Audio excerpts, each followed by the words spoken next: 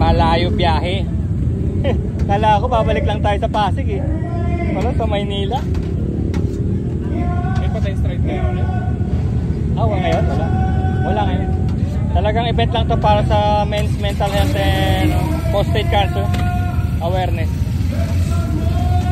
Yan na, ready na. Yung kasama ko si Daddy Legend, 80 years old. Laban daw siya eh. Kaya hindi tayo pwede magreklamo. Siya lumaban eh.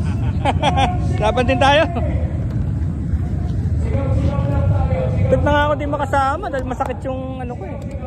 Yung legs ko. Walang sakit-sakit. Wala sakit-sakit. Bukas na. Bukas na natin. Bukas na ulit. Sir.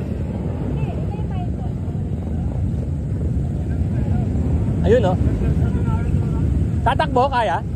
Wow. Yung best na sa harapan, may hirapan. Oh, right. Yun, 1942. Wow. Bubuntutan ko to. We're getting ready. We're getting ready. Yan na, dami na ito. Oh, single seater oh. Nice.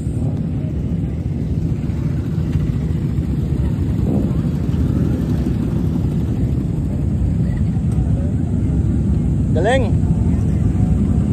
Sometimes tatama rin kang pumunta sa mga ganito, sobrang init, pero pag nandito ka na, manghihinayang ka kung wala ka dito.